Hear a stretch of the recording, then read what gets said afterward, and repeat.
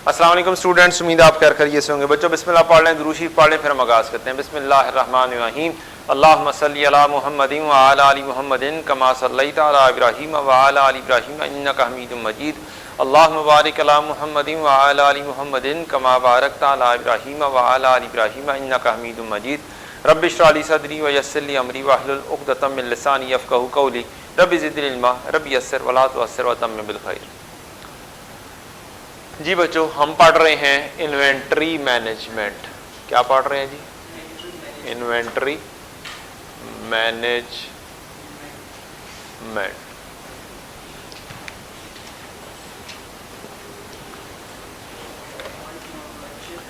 हम लोगों ने कुछ चीज़ें पढ़ी थी इन्वेंट्री मैनेजमेंट में कि आपका formula CO stands for ordering cost पर ऑर्डर और इसकी वेरिएबिलिटी ऑर्डरिंग बेस्ड है। फिर हमने पढ़ा था CH holding cost per unit per annum, पूरे साल का। फिर हमने पढ़ा था D annual demand. Annual demand या annual purchase requirement. Annual purchase. Annual purchase में मैंने पढ़ाया था अगर आपके पास मिसिंग हो और आपको सेल की क्वांटिटी दी हो या आपको इशू की क्वांटिटी दी हो तो सेल में क्लोजिंग स्टॉक ऐड करेंगे, ओपनिंग स्टॉक लेस करेंगे तो आपके पास परचेज आ जाएगी। और आपने एवरेज स्टॉक का पढ़ा था। Average stock is equal to Q/2। Q is order size, ये आपने पढ़ा था। ऐसे ही है, ये काम किया था। कुछ और काम किया था जी बच्चों? अच्छा, फार्मूला ही पढ़े थे हमने और आगे कोई क्वेश्चन तो नहीं किया था जी? एक सेल्फ मेड यहाँ पे ही बनाकर एक क्वेश्चन किया था जिसके अंदर हमने एनुअल होल्डिंग कॉस्ट और एनुअल कैरिंग कॉस्ट शायद वर्कआउट की होगी, ऑर्डरिंग कॉस्ट वर्कआउट की थी। ठीक है जी, चलें कोई बात नहीं। अब आ जाओ, हमारे पास एक क्वेश्चन है।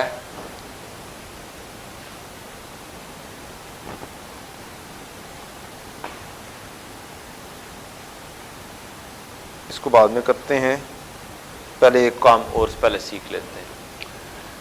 एक होगी हमारी ऐसा साइज जो मोस्ट इकोनॉमिकल होगा। कल हमने जो क्वेश्चन किया था उसके अंदर हमारी कैरिंग कॉस्ट और ऑर्डरिंग कॉस्ट इम्बैलेंस थी, किसी में ज्यादा किसी में कम। हम क्वांटिटी बढ़ाते थे ऑर्डर साइज की तो आपकी होल्डिंग कॉस्ट बढ़ जाती थी। क्या करते थे? जब हम ऑर्डर साइज बढ़ाएंगे, क्वांटिटी ज्यादा ऑर्डर करेंगे, हमारे पास ज्यादा क्वांटिटी आ जाएगी, ज्यादा क्वांटिटी को रखने में ज्यादा कॉस्ट लगेगी, तो कैरिंग कॉस्ट या होल्डिंग कॉस्ट ये क्या हो जाएगी? बढ़ जाएगी। लेकिन नंबर ऑफ ऑर्डर्स क्या हो जाएंगे? कम हो जाएंगे। जब नंबर ऑफ ऑर्डर्स कम हो जाएंगे तो आपकी ऑर्डरिंग कॉस्ट क्या हो जाएगी? वो कम हो जाएगी। कल वाला क्वेश्चन लिखवा सकते हैं क्या था? कल जो क्वेश्चन किया था, क्या किया था आपने? डिमांड थी 50,000 यूनिट्स। 50,000? 15,000? अच्छा। Ordering cost per unit, ordering cost पर ऑर्डर होगा। हाँ, पर ऑर्डर 3,000 पर ऑर्डर है। हाँ, holding cost per unit per annum ₹250 पर यूनिट पर एनम। आगे बस यही था। अच्छा, इसमें 3 ऑर्डर साइजेस हमने बनाए थे, 3 ऑर्डर साइजेस थे, एक 5000, एक 10,000 और एक 15,000। ऐसे ही है जी, ठीक है। ऑर्डर साइज था, एक 5000 था, एक 7500 था और एक 15,000 था। इसके अंदर पहली बात की थी कि आपकी चूंकि प्राइस सेम है, प्राइस क्या रखी थी हमने, प्राइस भी रखी थी कोई,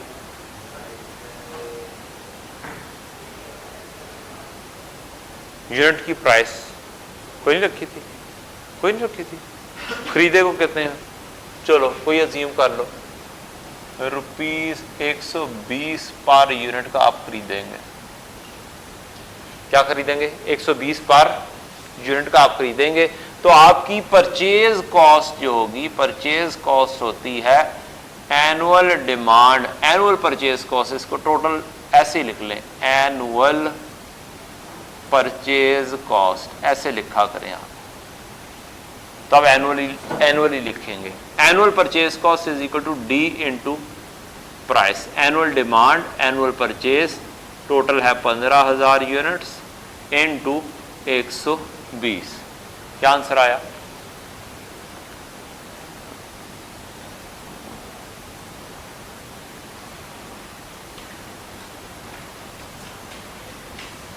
$15,000 ज़रब 120,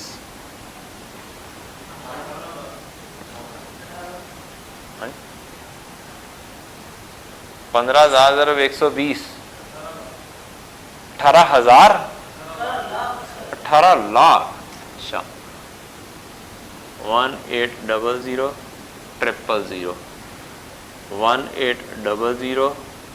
1800 000 1800। चूंकि ये तीनों लेवल्स पर सेम है, लिहाजा ये इररेलेवेंट फॉर डिसीजन मेकिंग है। क्या है, इररेलेवेंट फॉर डिसीजन मेकिंग है, because it is same. Irrelevant for decision making. आपको कौन सा ऑर्डर साइज ऑर्डर करना चाहिए है, जब एक चीज तमाम लेवल पर सेम होगी तो वो कोई डिफरेंस क्रिएट नहीं कर रही होगी। That's why it is irrelevant for our decision making. अगली कॉस्ट आपकी आई एनुअल ऑर्डरिंग कॉस्ट, इसको टोटल ऑर्डरिंग कॉस्ट भी आप कह सकते हैं, लेकिन आप साथ एनुअल टोटल ऑर्डरिंग कॉस्ट लिख लें। इसका फार्मूला CO ऑर्डरिंग कॉस्ट पर order into number of orders divide by D/Q। अब कल मैंने यहां पर 2 या 3 वर्किंग्स की थी, आज मैं उसका शॉर्टकट आपको बताने लगा हूं। क्या करने लगा हूं, शॉर्टकट बताने लगा हूं। एक ही वर्किंग करेंगे हम। अगर आपको ये तंगी ना हो की गई हो कोई चीज, 2 डिफरेंट प्राइसेस वगैरह और मुख्तलिफ चीजें ना हो, मैं इसको बोल देता हूं A। क्या बोल देता हूं, A। तो मेरा फार्मूला क्या बन जाएगा, ऑर्डरिंग कॉस्ट पर ऑर्डर कितना है, ऑर्डरिंग कॉस्ट पर ऑर्डर 3000 है। एनुअल डिमांड मुझे पता है कितनी है, 15,000 यूनिट्स, डिवाइडेड बाय A लिख दूंगा। अब ये वाली वर्किंग तमाम के लिए एप्लीकेबल होगी। ठीक है, बार बार वर्किंग लिखने की जरूरत नहीं है कि 3000 15,000 तकसीम 5000, 3000 15,000 तकसीम 7500, 3000 15,000 तकसीम 15,000। कल ही कह रहे थे। हाँ, तो कल जरा डिटेल में बताना था, आज उसका शॉर्टकट लेकर आना था। हम इस तरीके से कर दिया करेंगे जहां जहां पे हम कर सकते होंगे। ठीक है, क्वेश्चन की रिक्वायरमेंट देखनी पड़ती है कि आप कर सकते हैं ये वाला काम या नहीं कर सकते। तो ज्यादातर क्वेश्चन में ये वाला काम आराम से हो जाएगा, आपको बार बार वर्किंग लिखने की जरूरत नहीं है। जी, पहले का 9000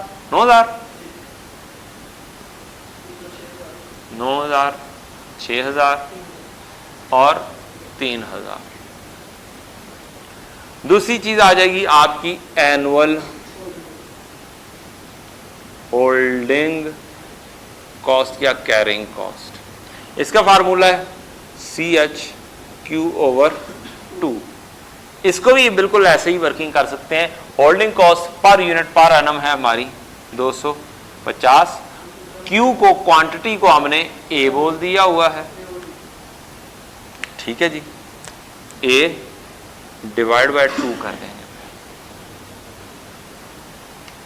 इससे क्या होगा, 5,000 तकसीम 2, बार बार लिखना नहीं पड़ेगा कि 2,000 ज़रा 5,000 तकसीम 2, फिर 2,000 ज़रा 7,500 तकसीम 2, 2,000 ज़रा 15,000 तकसीम 2, 2,500 ज़रा 250,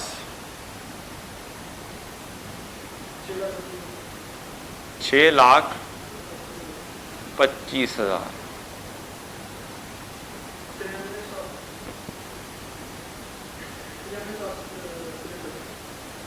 है, 93,7500।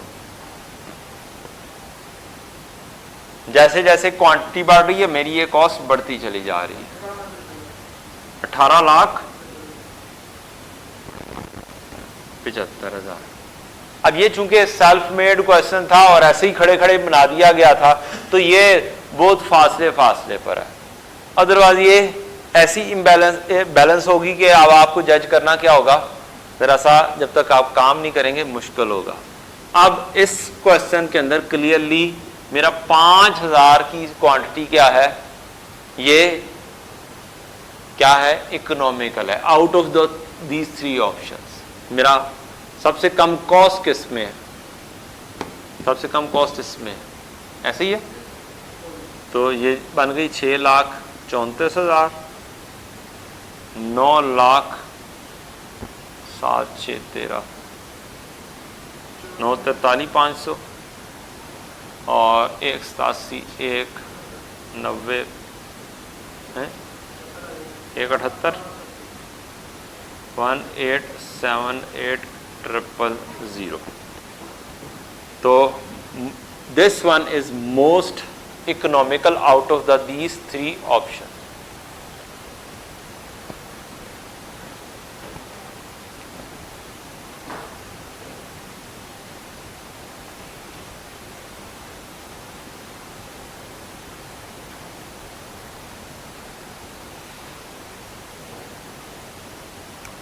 ठीक है जी।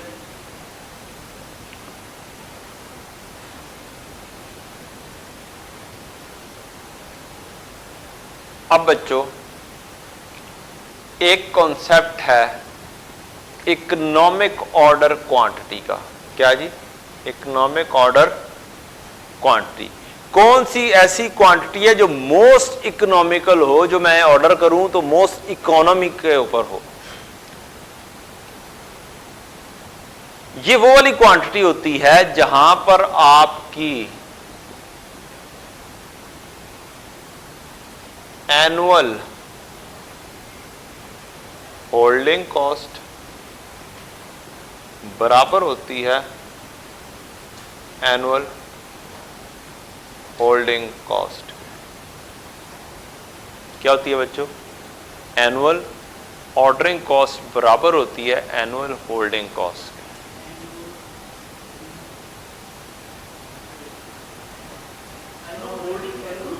सॉरी एनुअल होल्डिंग और एनुअल होल्डिंग दोनों लिख दिए। एनुअल होल्डिंग बराबर होती है एनुअल ऑर्डरिंग कॉस्ट के। एनुअल होल्डिंग बराबर होती है एनुअल ऑर्डरिंग कॉस्ट के। किस पर, ऐसी क्वांटिटी जहां पर हम मोस्ट इकोनॉमी पे होंगे। फार्मूला बताएं होल्डिंग कॉस्ट का, CH/Q/2 और COD/Q। ये 2 फार्मूला होते हैं।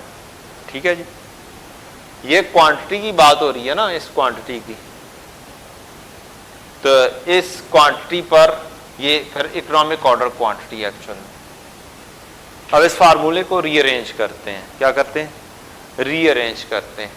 इस Q को उठाते हैं, दूसरी साइड पर ले जाते हैं। इधर मल्टीप्लाई हो जाएगा, CH(Q/2 इंटू Q हो जाएगा और COD बच जाएगा इधर। इस दो को आप इस साइड पर ले जाते हैं, CH(Q² हो गया हुआ है इज इक्वल टू ये 2 दूसरी साइड पर चला जाएगा, 2COD बन गया। बेटा जी फार्मूला ड्राइव कर रहे हैं इस चीज से, इस लॉजिक से क्या कर रहे हैं, फार्मूला की सब्र से कर लेना यार।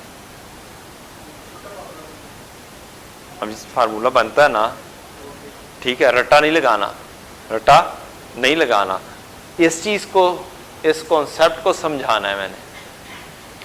एनुअल होल्डिंग बराबर है एनुअल ऑर्डरिंग के। होल्डिंग कॉस्ट का फार्मूला है CH(Q/2), यही है, उधर किया ना अभी, CH(Q/2) और COD/Q, ये दोनों आपस में क्या आएंगे, एट इकोनॉमिकल ऑर्डर क्वांटिटी, ये दोनों आपस में बराबर होते हैं। CH(Q/2) और इज इक्वल टू COD/Q आपने कर लिया। अब इसको रीअरेंज करें, you need to find quantity, you need to find quantity. तो आपने इस क्वांटिटी को उठा के दूसरी साइड पर ले गए, तो इधर 2Q हो गए और इधर COD बच गया।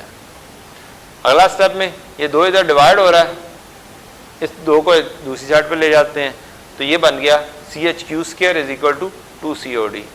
फिर Q² चाहिए तो ये 2COD/CH बन जाएगा, और Q खाली चाहिए तो इसका क्या ले लें, अंडर रूट ले लें दोनों साइडों पे, 2COD/CH होल अंडर रूट। ये फार्मूला क्या हो गया हमारा, डिराइव हो गया। तो इस फार्मूले के दो मतलब निकले। इकोनॉमिक ऑर्डर क्वांटिटी का ये वाला फार्मूला है, इसका फार्मूला है इकोनॉमिक ऑर्डर क्वांटिटी का ये वाला फार्मूला है। कभी ये ऐसे आ सकता है, कभी ये ऐसे भी आ सकता है। बाज़ औक़ात ऐसी चीज दी हो जो मिसिंग कर दी जाए, तो आपको हो सकता है इसके जरिए मालूम करना पड़े what is my economical order quantity. ठीक है जी।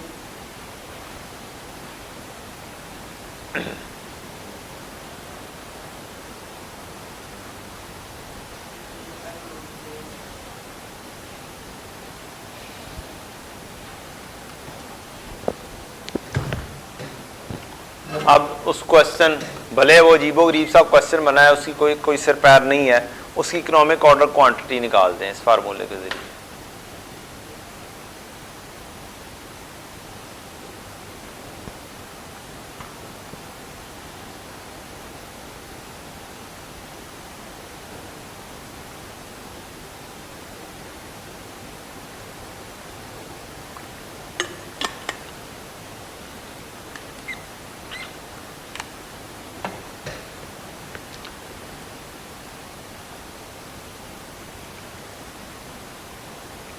पढ़ाई अच्छी जा रही है ना, अभी तक तो चैप्टर मुश्किल नहीं है ना? हाँ, अभी तक तो आसान है, ये अभी तक आसान है, ये आगे चल के भी आसान ही रहना है।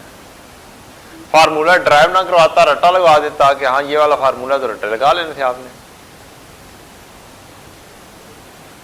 अब अगले 4 चैप्टर हैं जिनको आपने आसान बनाना है। क्या करना है बेटा जी? अगले 4 चैप्टर हैं जिन्हें आपने आसान खुद बनाना है।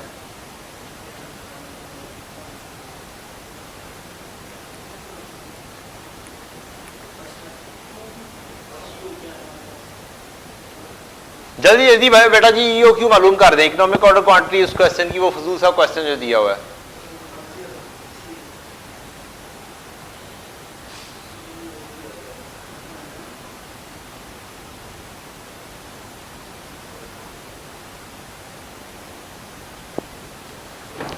अच्छा जी, आपने नहीं बनाना तो मैं बना देता हूं। ई ओ क्यू आप सबसे पहले लिखेंगे फार्मूला 2COD/CH। ये वेरिएबल वाली सारी चीजें आनी है इसमें, 2COD/CH। 2 into ordering cost 3000, annual demand 15,000 तकसीम holding cost per unit per annum 250। 600 units का क्या होगा आपका इकोनॉमिक ऑर्डर क्वांटिटी है, ऐसी क्वांटिटी जिसमें आपकी कॉस्ट क्या होगी, मिनिमल होगी।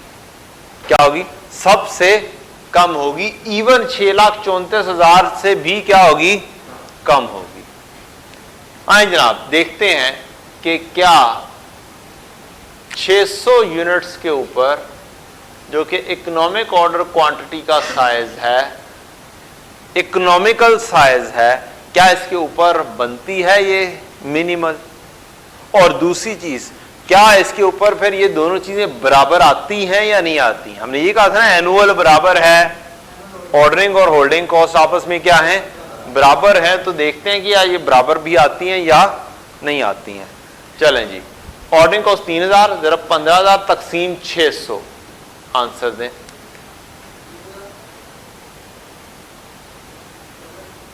तीन 3000 ज़रब 15,000 तकसीम 600, 75,000। फिर होल्डिंग कॉस्ट 250 ज़रब 600 तकसीम 2, और टोटल हो गई 1.5 लाख रुपया की कॉस्ट।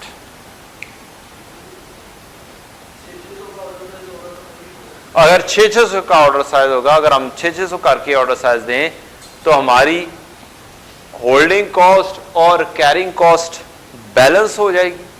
अभी इम्बैलेंस्ड है, क्या है, इम्बैलेंस ही है। हम ऑर्डर्स बहुत हाई हाई लेवल पर कर रहे हैं जिसकी वजह से हमारी ऑर्डरिंग कॉस्ट तो बहुत कम है, लेकिन होल्डिंग कॉस्ट क्या है, बहुत ज्यादा पड़ रही है। हमने उसको क्या किया है, बैलेंस किया है, अपने नंबर ऑफ ऑर्डर्स बढ़ा लिए। नंबर ऑफ ऑर्डर्स क्या कर दिए, बढ़ा दिए 600 क्वांटिटी करके, ठीक, जिसकी वजह से मेरी ऑर्डरिंग कॉस्ट बहुत ज्यादा हाई चली गई। लेकिन ये जो बहुत ज्यादा हाई थी ये बहुत ज्यादा कम लेवल पर आ गई। मैं खाम में इजाफी खर्चा कर रहा था कैरी करने का, बहुत ज्यादा खर्चा कर रहा था। क्या कर रहा था, 250 रुपए पर यूनिट खर्चा कर रहा था। जितने ज्यादा यूनिट्स मैं मेंटेन करके चलूंगा उतना ज्यादा खर्चा मेरा होगा। ठीक है बच्चों, तो ये हमारा मोस्ट इकोनॉमिकल क्वांटिटी आ गई। हाँ जी, अब क्वेश्चन करते हैं। आपको एक बात बता दी है, इकोनॉमिक ऑर्डर क्वांटिटी पे आपकी एनुअल ऑर्डरिंग कॉस्ट बराबर होती है एनुअल होल्डिंग कॉस्ट के, और sum of annual ordering and annual carrying cost minimum होती है, वो भी 1.5 लाख रुपए हमने मालूम किया। Sum of annual and ordering cost क्या होती है, मिनिमल होती है, सबसे कम ये है। सम, इन दोनों का सम ही किया ना, ये सबसे कम है, मिनिमल है जी। एनी क्वेश्चन, कोई डिफिकल्टी, कोई मुश्किल। ये one of the most easiest chapter है। क्या है, one of the most easiest chapter है, जिसे आप 2-3 फार्मूलाज देख के कह रहे हैं कि यार मुश्किल है। ये जब आपका चैप्टर हो जाएगा ना तो फिर आपने कहना है। ये वैसा ही चैप्टर आप कह सकते हैं इजीएस्ट है जैसे प्रोसेस कॉस्टिंग इजीएस्ट है। क्या है, बाकियों के लिए एक मुश्किल, आपके लिए आसान। इंशाल्लाह ये वाला चैप्टर भी ऐसा ही होगा कि बाकियों के लिए मुश्किल होगा, आपके लिए क्या होगा, इंशाल्लाह आसान तरीन चैप्टर होगा इंशाल्लाह, बशर्ते जिंदगी। चलें जी, अब हमारा एक क्वेश्चन होता है, selection of optimum order size out of the given option. This is what you have to do. ये हमने क्या काम किया है, ऑप्टिमल सॉल्यूशन निकाला है out of the given options. EOQ को छोड़कर कौन सा ऑप्टिमम सॉल्यूशन है, बोलें, फर्स्ट वाला। और जब आप EOQ ले आते हैं तो फिर कौन सा हो गया, उसका नाम ही EOQ है, economic order quantity, economic order size, most economical, सबसे लीस्ट कॉस्ट। अच्छा जी, यहां पर इंपॉर्टेंट चीज डिसीजन मेकिंग के हवाले से और कुछ जनरल बातें ऐसी जो स्टूडेंट इग्नोर करते हैं। क्या करते हैं? और हम फ्लो के अंदर बाज़ औक़ात टीचर भी फ्लो में छेती छेती फार्मूला याद कराया थे, शुरू हो गए, ठीक है ना। तो एक आधी चीज कॉन्सेप्ट में क्या रह जाती है, मिसिंग रह जाती है। डिसीजन मेकिंग में मैंने गालिबन कल बताया था फिक्स कॉस्ट का कोई काम नहीं होता, ऐसे ही है, फिक्स कॉस्ट का कोई काम नहीं होता। 2-3 फिक्रे लिखवाए थे, वो क्या थे? क्या इस तरह के फिक्रे इकट्ठे अलग-अलग से करके लिख रहे हो एक पेज के ऊपर सारे चैप्टर्स के? मैंने स्टार्ट में बोला था यार आप लोगों को, हाँ, लिख के सारे किसी एक जगह पे, हाँ हाँ हाँ हाँ, हर पेज पे टॉप पर लिखा हो, तो इसको कंपाइल अप करो ना। ये नोट्स होते हैं, क्या होते हैं? ये नोट्स होते हैं। प्रोसेस कॉस्टिंग की हेडिंग बनाओ, उसके अंदर ये सारे फिक्रे क्या कर दो, इकट्ठे कर दो। हाँ, वो उस सवाल से जो स्पेसिफिक हो गई ना, तो ये वाली बातें कुछ जनरल जो बातें होती हैं तो वो भी तो एक जगह पे कंपाइल अप हुई होंगी, आपके नोट्स बड़े अच्छे से बन जाएंगे, आपको रिवीजन करने में ऐसे मदद देंगे। अब पूरा रजिस्टर नहीं खोल के फिर देखना पड़ना आपको एंड पर। जब आपने बिल्कुल एंड पर आखिरी घंटे के अंदर, आखिरी 2 घंटे के अंदर जाना है पेपर देने, 2 घंटे पहले तो पढ़ लेते हैं, हाँ 2 घंटे पहले। और मैंने तो बच्चे ऐसे भी देखे हैं, मैंने तो बच्चे ऐसे देखे हैं जो क्या नाम है, एग्जामिनेशन हॉल के बाहर ऐसे लगा देते हैं और सारा 6 महीने नहीं पढ़ना, आखिरी 1 घंटा जड़ा है ना वो काम दे जाएगा। जिमें आखिरी 1 घंटे में नहीं पढ़ना चाहिए, आखिरी 1 घंटे में नहीं पढ़ना चाहिए, सुकून करना चाहिए, दुरूद शरीफ पढ़ें, दुआएं करें, नमाज का वक्त है नमाज पढ़ें, ठीक है। अपने माइंड को रिलैक्स करें, जितना माइंड रिलैक्स होगा उतना अच्छा सोचेगा, जितना अच्छा सोचेगा उतना अच्छा परफॉर्म होगा। आखिरी 1 घंटे में बिल्कुल भी नहीं पढ़ना चाहिए। 2 घंटे पहले अगर छोड़ दें तो ज्यादा अच्छी बात है, लेकिन कम अज कम भी 1 घंटा आपने कुछ भी नहीं पढ़ना। आखिरी ये हरकतें नहीं करनी एग्जामिनेशन आज के बाद, यार पता नहीं ये ना आ जाए, ये वो ना आ जाए, वो ना आ जाए, वो जरा होना सी हो गया, ठीक है ना। तो ये चीजें हैं, अगर आप ऐसे काम करेंगे ना तो एग्जामिनेशन हाल के बाद फिर फेल होके वो कई बार आंदा है। क्योंकि 4 महीने नहीं पढ़िया ना, 4-5 महीने नहीं पढ़िया तो आखिरी घंटा घटा कर लेना पंजाबी फिर तो चक्कर ही कोई नहीं, ठीक है। वेरी रेयर होता है, उसके लिए आखिरी घंटा ठीक है, जिसने बिल्कुल ही नहीं पढ़ा हुआ, ठीक है यार, जो कुछ ना कुछ तो होएगा ना, 32 से फेल होना 34 से हो जावांगा है, या 10 मार्क्स से फेल होना 12 से हो जावांगा, है फर्क पैगा।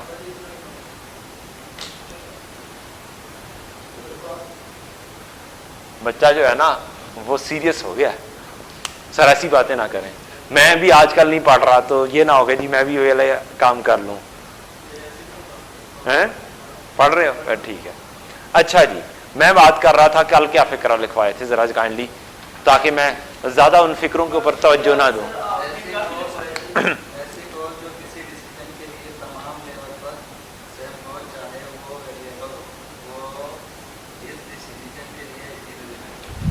ये वाली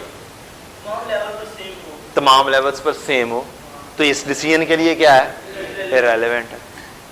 क्या है इस डिसीजन के लिए, क्या है, इररेलेवेंट है। और भी था, और भी था,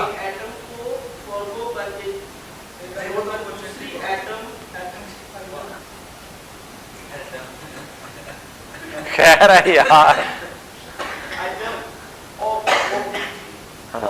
ऑप्ट करना, रखना या जो भी है अपॉर्चुनिटी कॉस्ट है। अच्छा जी, ठीक है। एक आइटम को ऑप्ट कर रहे हैं, चूज कर रहे हैं, दूसरे को फॉरगो कर रहे हैं, तो ये जो चूज किया उसकी कॉस्ट है। ठीक है जी, ऑप्ट की जगह चूज लफ्ज लिख लें, कल नहीं निकल रहा था चूज वाला लफ्ज। अच्छा एक और था, अच्छा मेरा ख्याल है कि शायद फिर वो बात नहीं होगी। चलें चलें, अब एक चीज और, एनुअल होल्डिंग कॉस्ट क्या है? एनुअल होल्डिंग कॉस्ट के अंदर दो चीजें होंगी, एक होगी वेरिएबल, एक होगी फिक्स्ड। एक होगी वेरिएबल और एक होगी फिक्स्ड। जो फिक्स्ड होगी ना वो डिसीजन मेकिंग में कोई किरदार अदा नहीं करती। उनको क्या करेंगे? चल तू साइड पे हो, ठीक है जी, इसको कर देंगे हम इग्नोर या फिर कहेंगे इररेलेवेंट। ठीक, कुछ होंगी वेरिएबल, इनको कहेंगे कि ये क्या है? रेलेवेंट है। रेलेवेंट फॉर डिसीजन मेकिंग है। क्या है? रेलेवेंट फॉर डिसीजन मेकिंग है, या रेलेवेंट फॉर ईओक्यू वर्किंग है। ईओक्यू की वर्किंग के लिए, इकोनॉमिक ऑर्डर क्वांटिटी की वर्किंग के लिए, या फिर फॉर डिसीजन मेकिंग। ये डिसीजन मेकिंग हो रही है ना, कौन सा ऑर्डर साइज बेहतर है, तो इसमें कौन सी आनी है? सिर्फ और सिर्फ वेरिएबल आनी है और रेलेवेंट आनी है। ठीक है, लेकिन अगर क्वेश्चन के अंदर आपको कह दिया गया कि आप एनुअल होल्डिंग कॉस्ट भी मालूम कर दो, क्या मालूम कर दो? अगले साल के लिए एनुअल होल्डिंग कॉस्ट मालूम कर दो, डिसीजन भी करवा रहा है और बाद में होल्डिंग कॉस्ट भी कह रहा है, तो आप क्या करेंगे? क्या उसके अंदर फिक्स भी आएगी या नहीं आएगी? आएगी कि नहीं आएगी? जी बेटा, ये एनुअल होल्डिंग कॉस्ट है, बट दिस इज वेरिएबल। ये क्या है? ये डिसीजन मेकिंग हो रही है, दिस इज टोटली वेरिएबल। ये क्या लिखा हुआ है जी? पार, ये क्या हुआ? वेरिएबल। क्या हुआ? वेरिएबल। ये क्या लिखा हुआ है? पार, ये क्या हुआ? वेरिएबल। आज समझ लगी? ठीक, तो यहां पर कौन सी चीज आ रही है इस पूरे फॉर्मेट में? ये डिसीजन मेकिंग हो रही है, इस फॉर्मेट में ओनली वेरिएबल और रेलेवेंट आ रही है। 250 पर एनम की तो बात कहानी, पर यूनिट आई तो फिर तो साइड से मार देंगे, चल तू साइड पे हो, तू साइड पे हो, उन्हें साइड से कराने उन्हें साइड से कराने जनाब। तो अभी क्या करते हैं? अब यही वाले काम तो करने हैं। अब तो आपको क्या सिखाना है, किस चीज को शामिल करना है, किस चीज को शामिल नहीं करना, यही तो अभी काम करना है। तो इसी के लिए तो ये लिखवा रहा हूं आपको। आए जनाब, और क्या चीज होती है आपकी? Annual ordering cost. अब एनुअल के अंदर ये वाली चीज जो रेलेवेंट लेनी है, ये हमने लेनी है CH, holding cost per unit per annum. Variability इस तरीके से आएगी ना, क्या आएगी? वेरिएबिलिटी किस तरह से आएगी? CH बनाना है आपने, holding cost per unit per annum बनानी है। पर यूनिट पर एनम लेंगे, फिर उसको मल्टीप्लाई कर लेंगे अपने एवरेज इन्वेंट्री से, तो ये क्या बन जाएगी? टोटल बन जाएगी। ऑर्डरिंग कॉस्ट भी आपकी क्या होगी? वेरिएबल भी होगी और फिक्स्ड भी होगी, और इसकी वेरिएबिलिटी मैंने बोली थी पर ऑर्डर बेस्ड होगी। क्या होगी? पर ऑर्डर बेस्ड। और मैंने साथ लिखवाया था पर यूनिट बेस्ड क्या होगी? इररेलेवेंट होगी। पता नहीं लिखवाया था कि नहीं लिखवाया था? लिखवाया था, आई थिंक सो, लिखवाया था, आई थिंक सो। और फिक्स्ड क्या बनेगी आपकी? इररेलेवेंट बनेगी। और ये क्या चीज है? ये CO आपने फाइंड किया है, ये टोटल होल्डिंग कॉस्ट है, टोटल ऑर्डरिंग कॉस्ट है, ये एनुअल ऑर्डरिंग कॉस्ट है। आए जनाब, अब क्वेश्चन थोड़ा सा करते हैं उसके अंदर रेलेवेंट और इलेवेंट देखते हैं। कुछ नोट्स मैंने भी लिखे हुए हैं, कोई बात नहीं, कर दूंगा, 2-4 दिन ले लो, उसके बाद शेयर कर दूंगा 2-4 दिन बाद। Only those items would be considered which are relevant for the decision making. हम सिर्फ वो वाली आइटम्स लेंगे जो रेलेवेंट होंगी। Those expenditure incomes also which are same at all level annually are not relevant, means comparing them is useless. इसके लिए कौन सी चीज आपकी करवाई है? मैंने ये भी करवाई है। जो सारे पूरे एनुअली सेम है वो लेने का कोई फायदा नहीं है। दीज आर इररेलेवेंट, या इसको ले लेते हैं तो कोई फायदा नहीं होना आपको, खाम में टाइम कंज्यूम होगा। In view of note 1, only those holding cost and ordering cost would be considered which are relevant, और only those ordering cost would be relevant which are per order. मैंने भी कहा ऑर्डरिंग बेस किस पे होगी? पर order होगी, तो ये होगी। और अगर आपको पर यूनिट ऑर्डरिंग कॉस्ट दी है तो जब इसको एनुअली करेंगे तो ये खुद ब खुद क्या बन जाएगी? सेम हो जाएगी। क्या हो जाएगी? एनुअली करेंगे और अगर पर यूनिट होगी ऑर्डरिंग कॉस्ट होगी तो पूरे साल के यूनिट्स के ऊपर बेस कर जाएगी। पूरे साल के यूनिट्स पे बेस करेगी तो पूरे सालों में क्या होगी? सेम आएगी। तो ये क्या हो जाएगी? इररेलेवेंट फॉर डिसीजन मेकिंग होगी। अच्छा जी,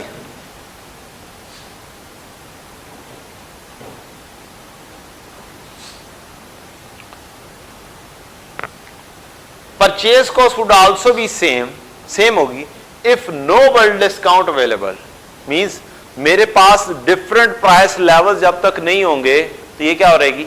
सेम रहेगी। अगर ऐसा होता कि 15,000 क्वांटिटी ऑर्डर करने पर मुझे 20% डिस्काउंट मिलता या 10% डिस्काउंट मिलता तो मेरी प्राइस क्या हो जानी थी? डिफरेंट हो जानी थी। अब अगर डिफरेंट हो जाएगी तो फिर क्या हो जाएगी? ये चीज रेलेवेंट बन जाएगी। ठीक है, तो अगर परचेज प्राइस आपकी तमाम लेवल्स पर सेम है तो आपका क्या होगा? बोले जी, अगर सेम होगी तो रेलेवेंट, अगर सेम नहीं होगी तो रेलेवेंट हो जाएगी। और सेम कब नहीं होगी? जब बल्क डिस्काउंट आ जाएगा। चलें जी, क्वेश्चन करते हैं। छोटा सा क्वेश्चन, नन्ना मुन्ना सा क्वेश्चन। क्वेश्चन नंबर 1 है, ये बुक के अंदर मौजूद होगा, आप सो चेक कर लें। चैप्टर 70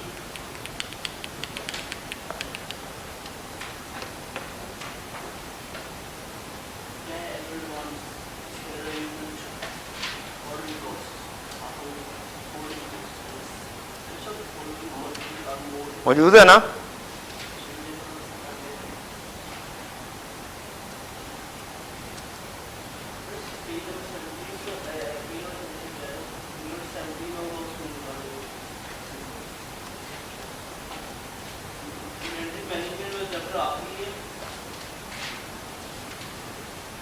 डिसीजन मेकिंग के बाद आ रहा हो शायद।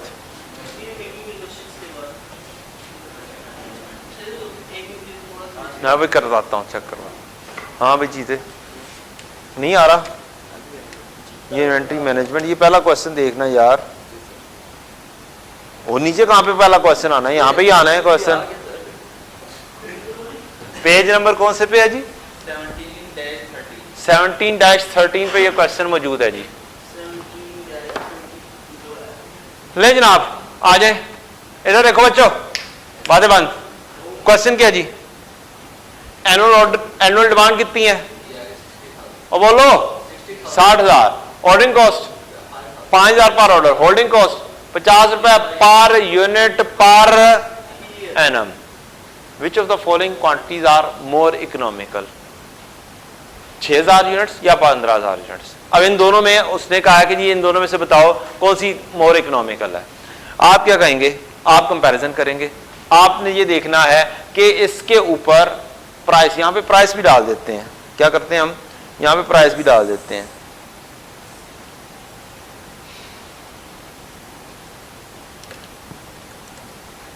प्राइस पर यूनिट बोले जी कितनी डाल दूं? 80 पर यूनिट।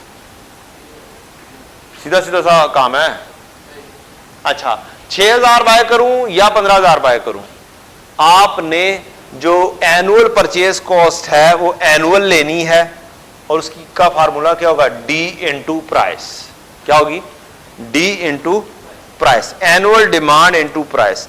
बच्चे गलती क्या करते हैं, एग्जामिनर बार बार बोलता है, बच्चा गलती क्या करता है, बच्चा ये वाली क्वांटिटी उठाता है, हेडिंग बनाता है और इसकी क्वांटिटी मल्टीप्लाई करके लिख देता है प्राइस।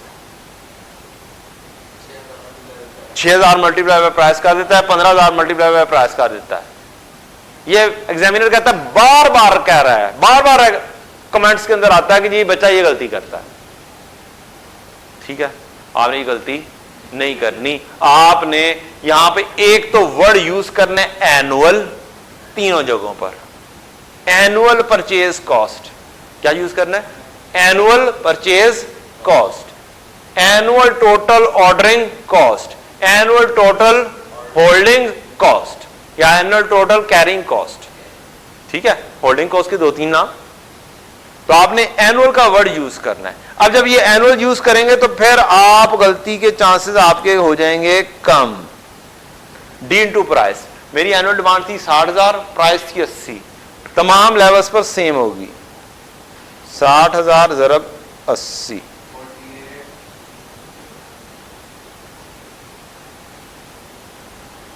कितने हैं, 48 मिलियन है, 48 लाख है। सिफर कितने,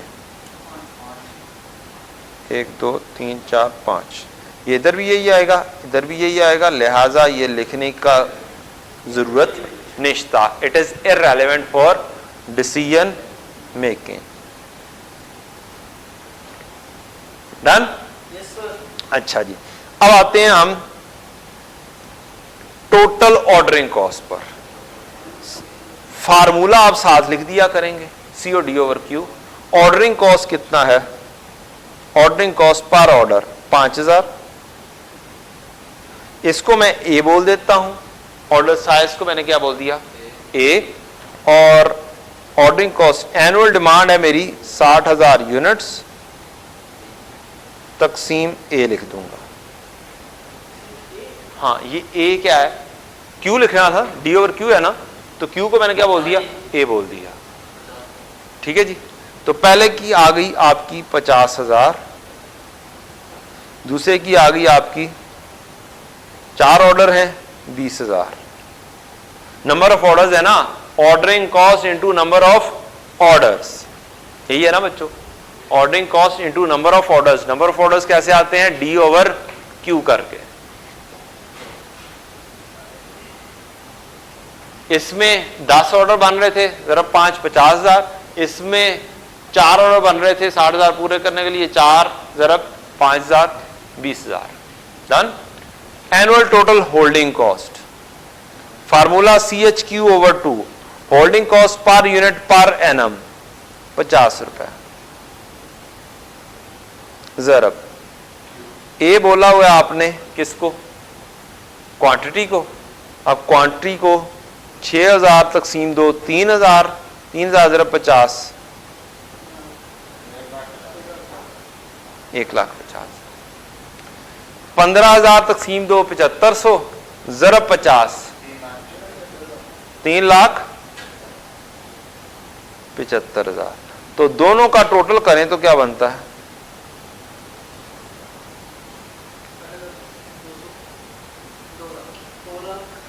पहले का 2 लाख, 3,95,000। तो फिर दोनों में से बेहतर कौन सा ऑप्शन हुआ, 2 लाख नहीं, 6,000 यूनिट्स, 6,000 यूनिट्स। कंक्लूजन क्या हुआ,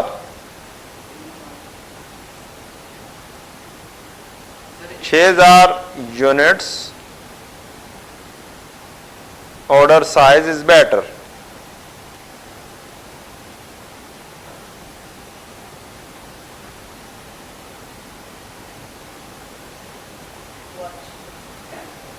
Economical.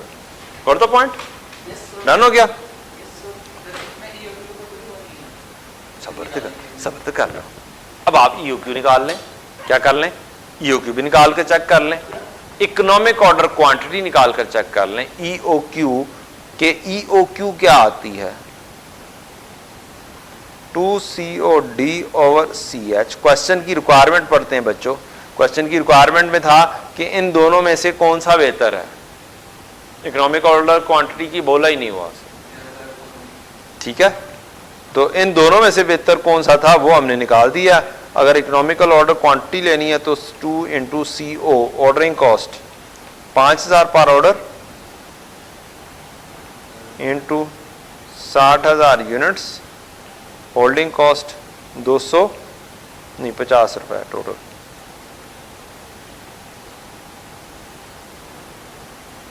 ऑर्डर साइज कितना आ जाएगा 34-64 यूनिट्स। अगर 34-64 यूनिट्स के ऊपर इकोनॉमिक ऑर्डर क्वांटिटी बनाते हैं तो 50,000 ज़रब 60,000 तकसीम 34-64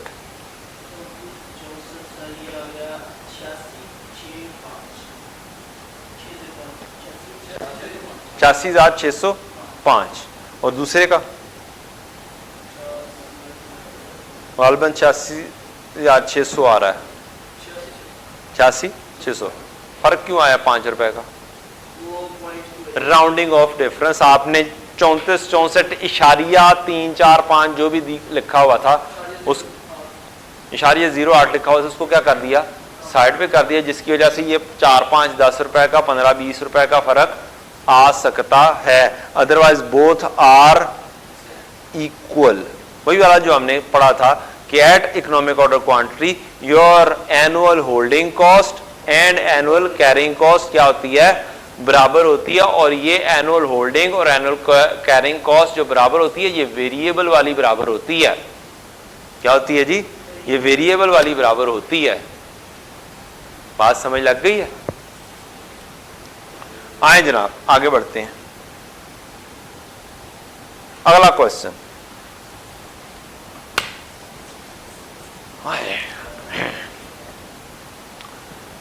जरा थोड़ा सा चेंजिंग, ये नहीं लिखा हुआ आना चाहिए, ये तो हमने खुद कैलकुलेट करना था। और यहां पे डिमांड लिखा हुआ आना चाहिए बस। एनुअल को काट दें, एनुअल काट दें और यहां से आगे 48,000 लिखा हुआ है वो काट दें। हाँ हाँ वो काट दें। तो मैंने दो चीजें काट दी हैं। मैंने लिखा है डिमांड 4,000 यूनिट्स पर मंथ, ठीक। फिर मैंने लिखा है ऑर्डरिंग कॉस्ट लिखा हुआ है 4,000 पर ऑर्डर। अब वो वाली सारी लिस्ट में लेकर आनी है कि ऑर्डरिंग कॉस्ट कौन कौन सी हो सकती है और होल्डिंग कॉस्ट कौन कौन सी हो सकती है, और कौन सी लेनी है कौन सी नहीं लेनी, कौन सी रेलेवेंट होंगी कौन सी इररेलेवेंट होंगी। ठीक है जी। क्या ये ऑर्डरिंग कॉस्ट पर ऑर्डर है, पर ऑर्डर है, ऑर्डरिंग कॉस्ट है, ले लेंगे, रेलेवेंट बनती है। क्या ट्रांसपोर्टेशन कॉस्ट 3500 पर रूट पर ट्रिप, एक ही रूट पर एक ही ट्रिप पर एक ही दफा ऑर्डर बेस्ड ही चल रही होगी। एक ऑर्डर करूंगा तो एक दफा खर्चा होगा, एक दफा ऑर्डर करूंगा तो एक दफा खर्चा होगा। तो ये भी एक हिसाब से क्या होगी, पर ऑर्डर बेस हो गई। तो इसको भी ले लूंगा। ट्रांजिट इंश्योरेंस, क्या रास्ते की इंश्योरेंस, इंश्योरेंस है, मेरे घर तक पहुंचने से पहले की है, मेरे घर तक से पहुंचने की पहले की है, फैक्ट्री तक पहुंचने की है, ये भी ऑर्डरिंग कॉस्ट जी। क्या पर ऑर्डर है या पर यूनिट है, पर यूनिट क्या लेना है, शामिल नहीं करना। ये क्या हो गई, इररेलेवेंट। बिकॉज बेटा जानी मैंने आपको क्या बताया था, ऑर्डर करने से लेकर आपकी प्रेमिसेस तक पहुंचने तक के खर्चे क्या होंगे, ऑर्डरिंग कॉस्ट होंगे। सादा सा सूत्र क्या जी, ऑर्डर करने से लेकर आपकी प्रेमिसेस तक पहुंचने तक के खर्चे क्या होंगे? Ordering cost. आपकी प्रेमिसेस में पहुंच गए उसके बाद यूज करने तक के खर्चे क्या हो गए?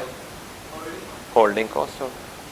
ठीक है, इंश्योरेंस कल पढ़ाई थी, इंश्योरेंस पड़ी हुई चीजों की है तो होल्डिंग, इंश्योरेंस रस्ते की है तो ऑर्डरिंग। नहीं तो रस्ते की है और पर यूनिट बोल दी है तो पर यूनिट क्या होगी? इररेलेवेंट। पर यूनिट क्या होगी? Irrelevant. Salaries of procurement department, क्या ये भी प्रोक्योरमेंट डिपार्टमेंट ऑर्डरिंग से रिलेटेड है? ऑर्डरिंग से रिलेटेड है ना? क्या ये फिक्स है प्रोक्योरमेंट डिपार्टमेंट की? फिक्स नहीं है। सैलरी फिक्स नहीं होती हर महीने सेम खर्चा, या फ्लक्चुएट करता है यूनिट्स के बेसिस पे? सैलरी क्या रहती है? सेम रहती है। तो फिर ये क्या होगी? फिक्स हो गई। और फिक्स चीज को क्या करना है? भाई जी तुम नहीं लेना है, इग्नोर मार देंगे, इररेलेवेंट। फिक्स क्या है जी? इररेलेवेंट है। सादी सी बात।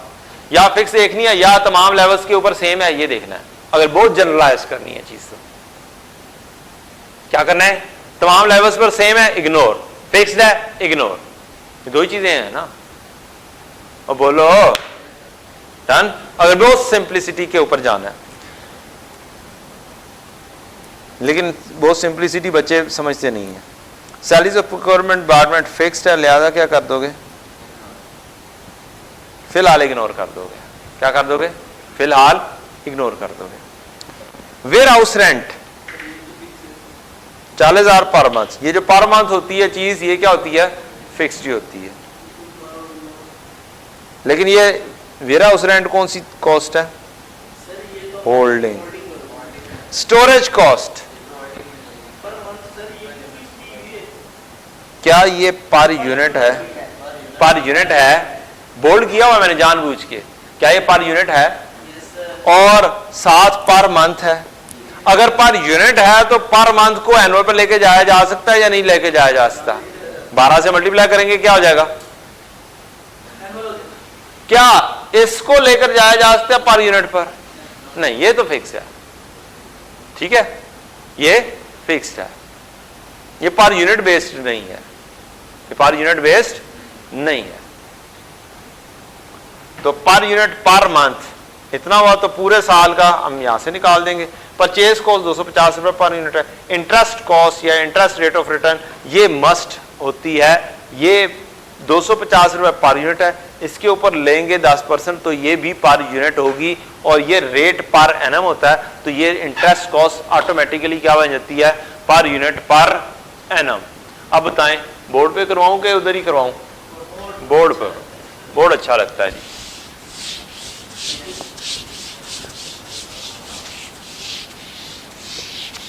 करना क्या है बच्चों कि 6,000 बेहतर है या 16,000 बेहतर? ऐसे ही है जी, ये दो ही देखने हैं। Compare it with most economical option, वो बात की कहानी है। पहले ये इन दोनों को कंपेयर करो। तो आप इसका मतलब है 3 कॉलम बना लेंगे, एक ईओक्यू के लिए कॉलम बना देंगे, एक आपका ऑर्डर साइज, इसको हम बोल देते हैं ए, एक्चुअल में ये क्वांटिटी है। ऑर्डर साइज एक है हमारा क्या चीज? 6,000 और एक 16,000। 6,000 16,000। आपकी प्राइस सेम रहनी है, annual price, annual purchase cost. एक हमारी परचेज कॉस्ट होती है, एक होल्डिंग, एक ऑर्डरिंग। तो परचेज कॉस्ट सेम है, लिहाजा ये रेलेवेंट। फिर आपकी आएगी annual ordering cost, formula CO/D/Q। फिर 3-4 लाइंस खाली, फिर annual holding cost, formula CH/Q/2। Holding cost per unit per annum into average inventory. Ordering cost पर order into number of orders. अम्मी को ये ऊंची आवाज में बता दिया करें। हाँ, अम्मी को कि अम्मी एनुअल ऑर्डरिंग कॉस्ट जो होती है ना, ऑर्डरिंग कॉस्ट पर ऑर्डर को नंबर ऑफ ऑर्डर से मल्टीप्लाई करते हैं और नंबर ऑफ ऑर्डर्स आते हैं डी ओवर क्यू करके। ऐसे बताना अम्मी को, क्या होगा? 76 की पढ़ने। अम्मी को पता चलेगा मेरा बच्चा अभी तो पढ़ना शुरू हुआ है। ठीक है, पहले तो ये टाइम ही जाया करता था, इसी वजह से तो फेल हो रहा था, ये मुझे नहीं सुनाता था। फोन पे तो बात करते ही नहीं अम्मी से, है ना? फोन पे अम्मी आप मेरी बात सुने बस, ऐसे ऐसे कहेंगे आप। अम्मी CO D over Q, ordering cost पर order into number of order. ठीक है, अम्मी को पता चलेगा अब मेरा बच्चा सही हो गया है, अब सही हाथों में आ गया है। जब आप रूटीन में उनको सुनाएंगे तो फिर दुआएं बढ़ जाएंगी। क्या हो जाएंगी? दुआएं बढ़ जाएंगी। जब मां को भी पता हो ना मेरा पुत्र पढ़ता ही नहीं, उन्हें की दुआ करनी। लेकिन जो मां को पता है यार मेरा पुत्र मेहनत करता पे है, तो फिर दुआएं क्या हो जाएंगी? बढ़ जाएंगी और रंग भी ले आएंगी। सीए में बहुत जरूरत है, सीए में बहुत जरूरत है दुआओं की। बाजी को सुना लें, बाजी भी दुआएं देंगी, और नहीं तो बाजी को सुना लें तो फिर तो बहुत ज्यादा मिलेंगी दुआएं। ठीक है ना जी?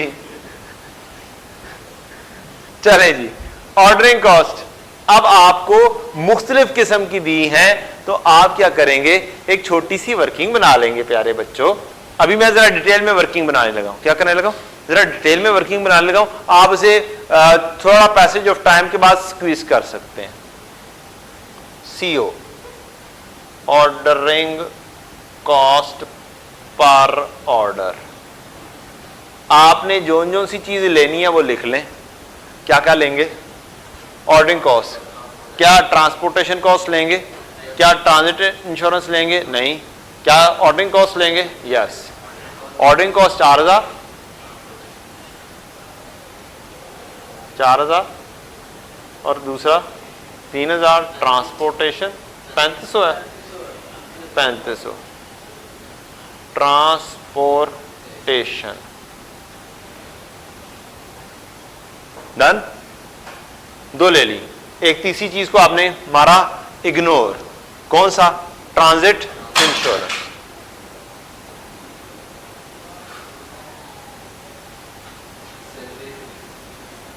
और क्या चीज थी? सैलरीज ऑफ प्रोक्योरमेंट डिपार्टमेंट को मारा आपने इग्नोर।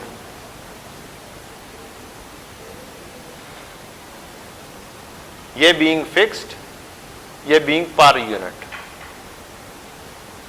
आपको पर ऑर्डर चाहिए था। ठीक है जी, ये हो गई आपकी 7500। फिर आपने लेनी है holding cost. Holding cost per unit per annum. क्या वेयर हाउस कॉस्ट लेंगे? ये फिक्स्ड है, नहीं लेंगे। वेयर हाउस फिक्स्ड है, नहीं लेंगे। और क्या चीज है बच्चों? स्टोरेज कॉस्ट 5 पर unit per month. Storage 5 per month into 12 months, 60 रुपए per annum.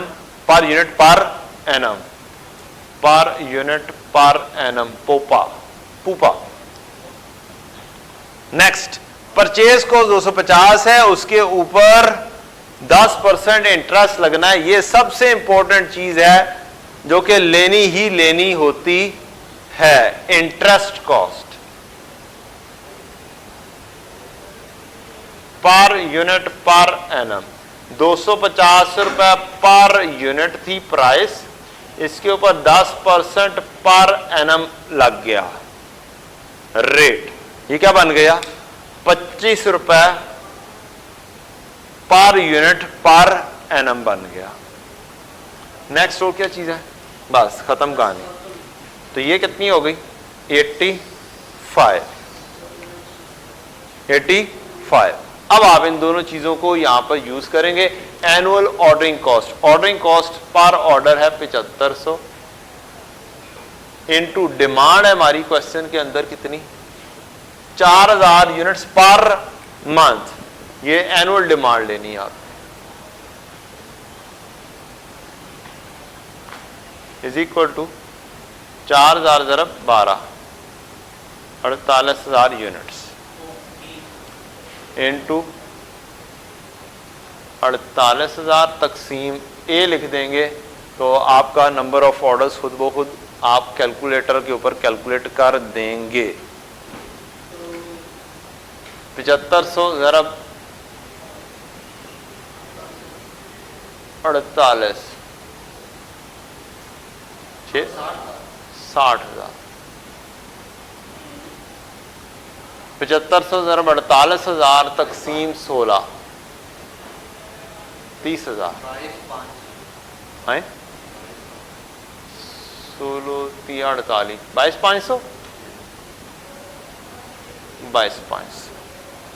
Annual holding cost per unit per annum 85 into quantity A में लिख दी है A/2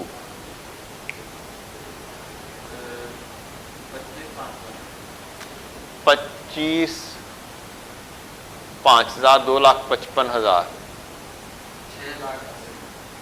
6,80,000 हमारी टोटल कॉस्ट इधर मिनिमल है 3,05,000 या 3,15,000 6 5 11 3,15,000 और 6,80 7,02,500 तो हमारे यहाँ पर मिनिमल यहाँ पर 3,15,000 बनती है। नेक्स्ट आ जाओ EOQ फाइंड करो इसका।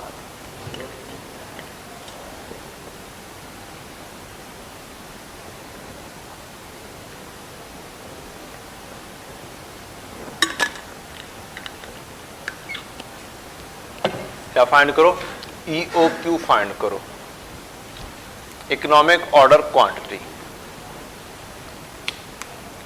अब ये घड़ी सही है ना बेटा, ये आधा घंटा पीछे तो नहीं।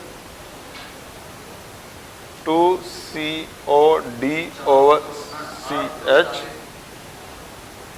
2 ज़रब ordering cost 7500 into 48,000 annual demand तकसीम holding cost per unit per annum 85 2,910 units बने और 2,910 यूनिट्स हमारी मोस्ट इकोनॉमिकल ऑर्डर क्वांटिटी है। इनके ऊपर कॉस्ट क्या बनेगी 7500 ज़रब 48,000 तकसीम 2910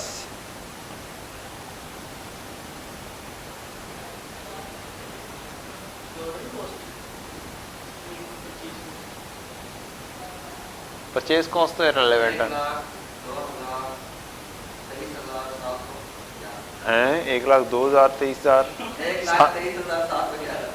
1,23,711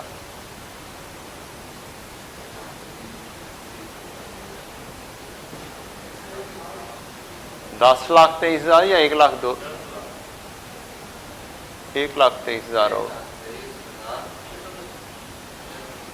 कितना है जी 675। ये राउंडिंग ऑफ का डिफरेंस है। क्या जी राउंडिंग ऑफ का डिफरेंस है। आपके पास क्वांटिटी 2910 इशारिया पता नहीं कितने कितने आई थी, आपने राउंड ऑफ कर दिया या 2909.89 पता नहीं कितनी आई होगी। तो ये 2,47,386 तकरीबन लग रहा है मुझे। 2,47,386 तो ये सबसे क्या हो गया कम हो गया। डन समझ लगी जी। पास पेपर कर लोगे आप। होमवर्क पास क्वेश्चन नंबर 3 ये आपने करना है, ओके सर। ठीक है। होमवर्क, इसके बाद example number 2, example number 4C, example number 5, 6।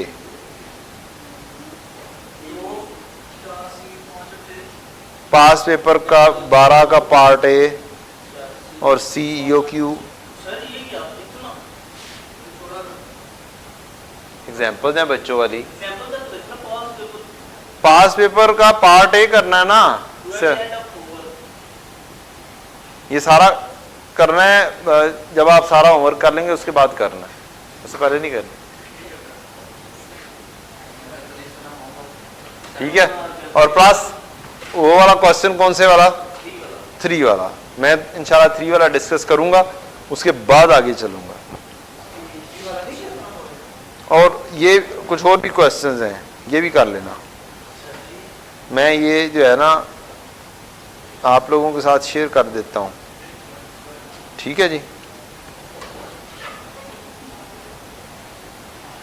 Thank you, आज के लिए इतना ही। अस्सलाम वालेकुम।